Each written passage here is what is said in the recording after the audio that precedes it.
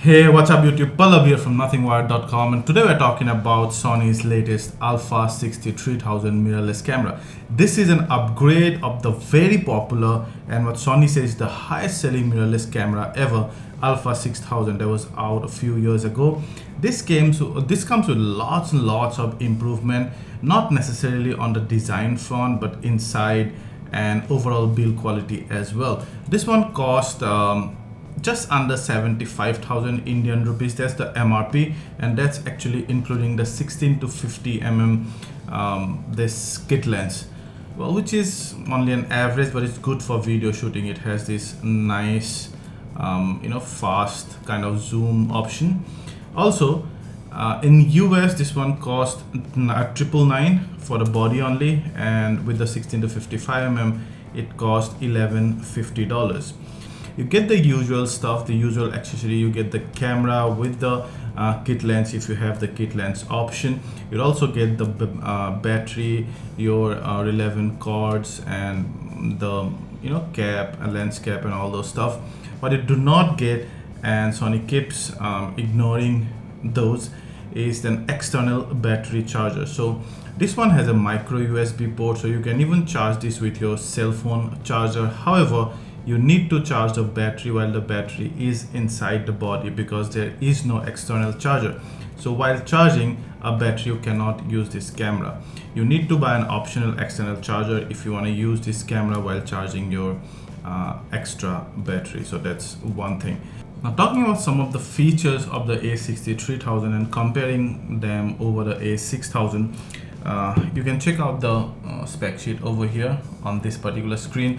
The main thing is that this one has not exactly the same sensor. The 6300 has a brand new sensor with the same 24.2 MP resolution, but it has an incredible 425 face detection autofocus system on sensor compared to 179 on the 6000. That's one of the biggest change in the sensor, apart from better low ISO, but we'll come back to that in the performance section.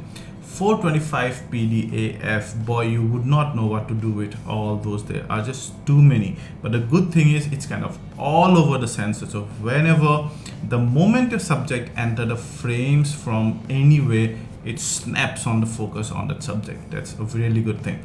Number two is it comes with 4D focus, 4-dimensional focus. There was also on the A6000. 4D focus is, it tracks a 3D subject, which is XYZ axis, over time, so over movement. So that's why it's called 4D focus. And another big improvement is on the video front. It records 4K UHD video, by the way, not cinematic video. 4K at 25 or 24 FPS or 30 FPS. At 25 FPS it does not cut the sensor, and 30 FPS just about cuts the sensor, but it does a full sensor readout, so that's a great thing. And well, it also does 1080p at 120 frames per second. The A6000 Max was 1080p at 60 frames per second. That's one of the main another advantage. The EVF was high res, I told you before, and same monitor. Weather sealing body, well, not completely actually, not to the level of the pro level, pro grade DSLRs or mirrorless, but still to a large extent. That's another differentiation. Still no in-body stabilization. That's another grudge. For in-body stabilization in mirrorless, you need to go to the second generation full frame Sony mirrorlesses, like for example A7R2 or A7 II.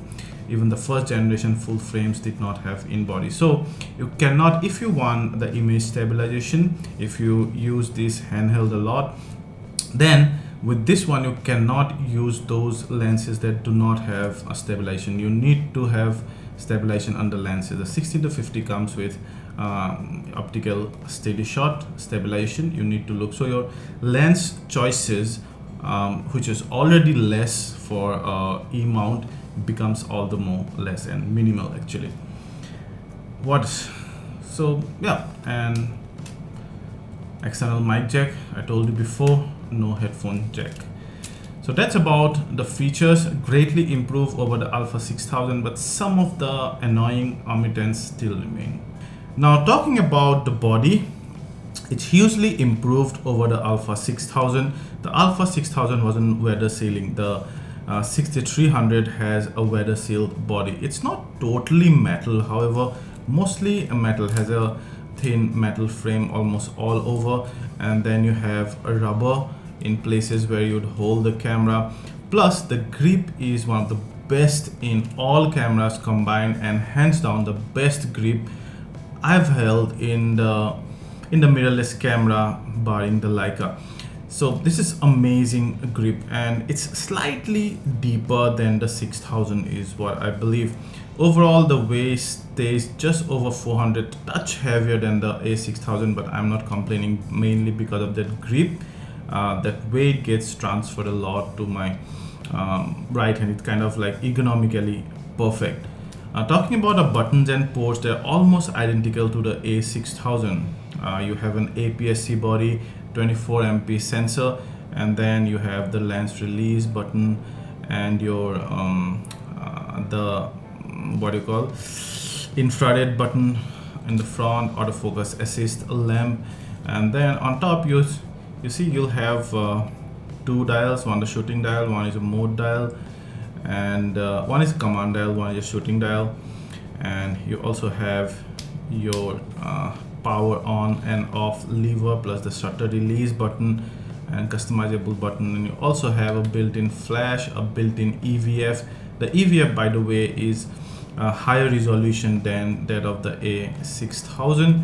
Behind you have the same 3-inch tiltable screen, which is non-touch screen. That's one of my grudge. Nowadays even pro cameras are starting to come with touch screens. Definitely useful while recording videos. Apart from them, the button layouts are mostly identical. On the side is one of the biggest difference the A6300 has in having the external mic jack, and boy, that was, I think, one reason, apart from the fact that the screen does not come up 180 degree so that I could see myself. I did not buy this, or I did not consider the A6000 for vlogging.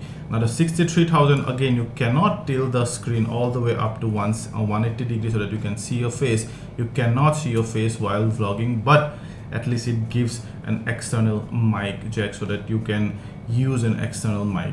However, again, half cooked, does not have a headphone jack, so you cannot monitor and sound. You need to first check the audio level, and then you need to just assume that it stays the same throughout the recording, because you cannot monitor all the way. And has Wi-Fi and NFC like before, has the same battery compartment and SD card slot, supports SD-XC cards for 4K video recording, 64 GB cards for high bitrate recording. So overall, the look is almost identical to the Alpha 6000, but it packs in a lot more features, and much more features inside actually. You can mainly access the UI of the camera via 3 main buttons. One is the menu button, of course, one is the FN button, and one is the playback button.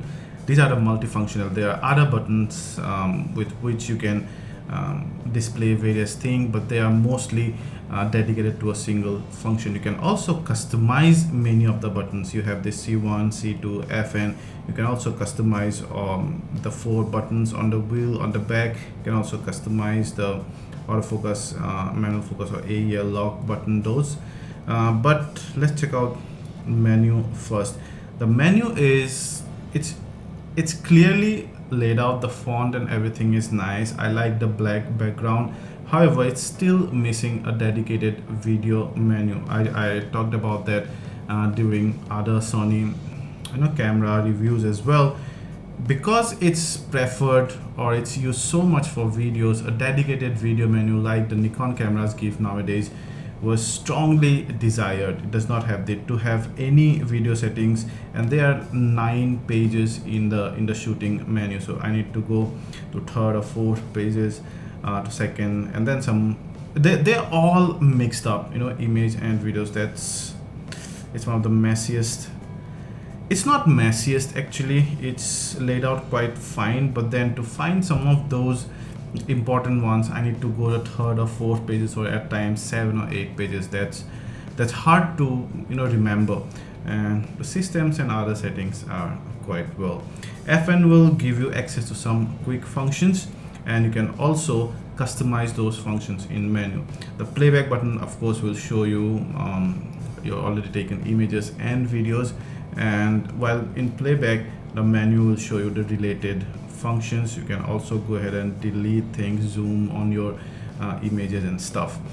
So that's about the UI. Overall, I like the background, the font, the way it presents itself. I do not like the way it's organized. Now let's talk about some performance. Autofocus to start with. The autofocus of the A6300 is bloody sharp and stick onto your eyes like a leech, provided you have that settings in the menu. It also works very well even under very challenging light conditions. The eyes do not have to be at the center of the frame thanks to so many face detection autofocus system or points. The manual focus is accurate as well with the help of focus peaking, which many of the present DSLRs do not have. The A6300 shoots at an amazing 7 to 8 frames per second with manual focus and live view on in only a RAW format. Even the lower burst mode, which we find should be quite enough for steady shots, is a respectable 3 FPS in RAW only. The JPEGs are processed with accurate colors and details under enough light. However, the overprocessing is visible under low light, which throws away a significant amount of details at times. Colors are natural though, with proper saturation and hue. The skin tone is slightly warmer than I at times would have liked, but nothing out of ordinary. Dynamic range is top notch of this brand new sensor, and you could recover a lot of details from underexposed areas. Things are nice and smooth in ISO performance till about ISO 3200. ISO 6400 shows visible deterioration in details and colors, but still are social media uploadable. I'd avoid ISO beyond that mark. For most occasions, the auto white balance acts just fine, but this one particular occasion where I found it's really hard to bring proper skin tone with auto white balance. I don't know if that was by some freak accident or something, but then in all the series of photos you will see that the skin tone is quite pale. The A6300 is one of the best and most feature-rich video cameras. The 4K resolution is amazingly crisp and detailed end-to-end, and various gamma level presets give some pretty good and cinematic kind of an output. This example you're looking at is shot at Scene 2, for example.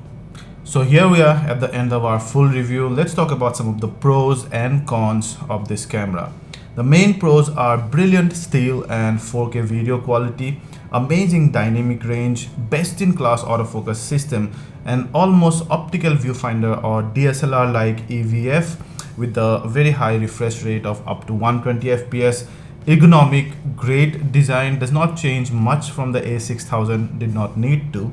An external mic jack after so long, and lots of customizable buttons and dials.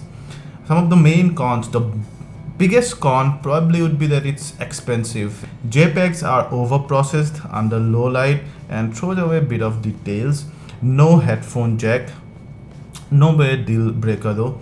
A non-touchscreen, non-selfie vlogging screen means not articulating screen. You cannot watch yourself. And non-user intuitive menu. I'll always crib about this unless you give a dedicated video menu at least. So talking about considering all these pros and cons, I think the Sony A6300 is one of the best mirrorless cameras, and in general one of the best cameras in the world today when you compare still and video both. There are cameras which are very good in still, there are cameras which are very good in video. This is one of those all-rounder cameras, and if A6000 was great, this was sensational. And this probably came the closest to actually killing a DSLR. If you like this video, please hit the like button, ask anything related to this, and we'll try to answer them all. And please subscribe to our channel and share this video to share the love. Thank you.